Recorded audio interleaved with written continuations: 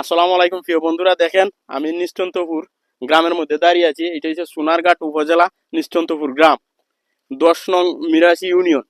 আমি এখানে এসে আসলে একটা রাত যায়, আমরা দেখাল যায়, মানে রাত ফাইয়ে একটা নিউজ আছে, এমন নিউজ আছে দেখলে অন্তরের মধ্যে খাবলা মারে। দেখেন চারিদিকে, এইদিকে দেখাও, চারিদিকে গাছ কাটা, বড় বড় গাছ, মানে আম গাছ, জাম গাছ, কাঠল গাছ, ইটা গাছ, সব ধরনের গাছগুলা খাটিয়া এই গড়টা দেখো, গড় দোয়ার কুবাইয়া। দেখেন কি অবস্থা। আসলে মানুষের সাথে শত্রুতা থাকতে পারে, কিন্তু মানুষের বিচারও আছে, আইনি ব্যবস্থা আছে। কিন্তু মানুষের এইভাবে ক্ষতি, গাছ বিড়ি কাটিয়া, গড় দর কাটিয়া ক্ষতি করা, আমি মনে করি এটা একদম কাম্য নয়। তো আমার সামনে দাঁড়ানো রয়েছেন দুলাল ভাই। আমি ওনাকে জিজ্ঞাসা করবো দুইটা কথা, যে উনি অত সকালবেলায় কিভাবে এখানে আসলেন আর কেন আসলেন। আসসালামু আলাইকুম। ওয়ালাইকুম সালাম। ভালো আছো ভাই? জি ভাই, আলহামদুলিল্লাহ। কখনো কোন জায়গায় আসছিলাই তুমি, এখন কেন আমি আসছিলাই? আমি আসছি মূলত আমি ইউনিয়ন শ্রমিক দলের সদস্য সচিব, হ্যাঁ মিরাজ ইউনিয়ন বিএনপির সহযুব বিষয়ক সম্পাদক। হ্যাঁ। তো সিদ্দিক ভাই হলো আমার ইউনিয়ন শ্রমিক দলের কমিটির যুগ্ম যুগ্ম আহ্বায়ক। হুম। সকাল মনে হয় 8টা 8:30 ফোন দিছি, দেখো ভাই দেখো আমার প্রায় কয়েক লাখ টাকা ক্ষতি করে ফেলাইছি। এখন আমি যেহেতু একটা কমিটির দায়িত্বে আছি, আমি চিন্তা করলাম যে দেখে এখন তো এখন আমি নির্বাক। নির্বাক কেন? এই যে ফসলি গাছ, বেটা লক্ষ লক্ষ টাকার গাছ কাটতে ফেলাই দিল, এটা কি এই যে বাংলাদেশের যে আইন প্রশাসন, আইন প্রশাসনের দৃষ্টি আকর্ষণ করছি আমি বিশেষ করিয়া। আর একটা মানুষের সাথে যদি মানুষের শত্রুতা আমি থাকতে পারে, গাছপালার সাথে এত যে গাছপালা কাটতে ফেলাইলো, এখানে আমাদের এই 10 নং মিরাশি ইউনিয়নের সোনারঘাট উপজেলার 5 নম্বর ওয়ার্ড নিজামপুর গ্রাম, এখানে মেম্বার সাহেব আছি। মেম্বার সাহেব জিনিসটা পরিদর্শন হয়ে গেছে। আমি সোনারঘাট উপজেলা প্রশাসনের প্রতি আমি সবিনয় দৃষ্টি আকর্ষণ করছি, এটার যে এই যে এত বড় একটা ঘটনা ঘটলো। এবং আপনিও কইছেন একটা কথা যে প্রত্যেকটা রায় আমরা লাগে খালুইয়ায়।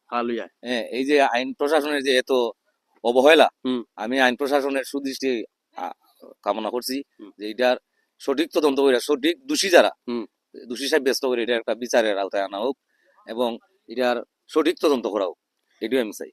আলহামদুলিল্লাহ, খুব সুন্দর কথা বলছেন দুলাল ভাই। এখানে ঘটনাটা ঘটেছে সিদ্দিক চাচার, ওনার ভাই এই জায়গাটা তাজ্য চাচা, উনি এখনো উপস্থিত নাই।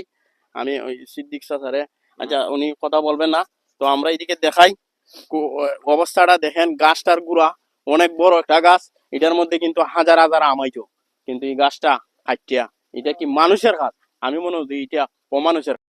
কিতা মনে করে এই জায়গাটা আসলাই আর কি অবস্থা দেখলাই একটু যদি বলতে। এখানে ক্ষেত দেখবার জন্য আইসা, এদিকে মর্মান্তিক ঘটনা যে অনেক ফসল গাছ, আম গাছ, কাঁঠাল গাছ, জাম গাছ, অস্ট্রেলিয়া বেলজিয়াম ক্লিপটার যে মর্মান্তিক ঘটনা, এই সমস্ত মর্মান্তিক ঘটনার আইন প্রশাসন এইগুলার বিচার চাই, আমরা বিচার হোক, আইনগত ব্যবস্থা হোক, যারা প্রকৃত দোষী তারা আইনের আওতায় নেওয়া হোক, আমরা এইটা চাই। আলহামদুলিল্লাহ, খুব সুন্দর কথা বলছেন আওয়াল ভাই। আসলে যে ক্ষতিটা হয়েছে এটা বলা মুখে ভাষায় বলার মতো না, অনেক বড় একটা ক্ষতি। আসলে এত বড় শত্রুই থাকে না কেন, এমন ক্ষতি মানুষে করে আমার মনে হয় না। দেখেন কিভাবে চারিদিকে খুব সুন্দর করিয়া, এখটার বয়স মনে হয় 7 বছর 8 বছর হয়েছে, এখটা গাছ অনেক বড় বড়, কিন্তু সব গাছ কাটিয়া একবারে দুলার সাথ মিশাই দিছে। আসলে শত্রুতা মানুষের সাথে মানুষের থাকে, কিন্তু মানুষের দান মাল এগুলা নষ্ট করিয়া শত্রুতার জের এমন আমি মনে করি না। দেখেন একটা গাছ অর্ধেকটা হাইটিয়া ফেলাইছে, দেখেন এই গাছটা দেখলে আসলে কান্না চলে আসে। এমন দুঃখজনক ঘটনা আমি কোথাও দেখি নাই আমাদের গ্রামের মধ্যে।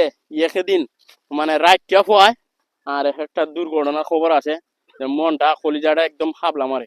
সবাই আমাদের জন্য দোয়া করবেন, আমিও আপনাদের জন্য দোয়া করি। আর লাইক কমেন্ট দিবেন, শেয়ার দিয়ে ছড়িয়ে দিবেন সারা দেশে।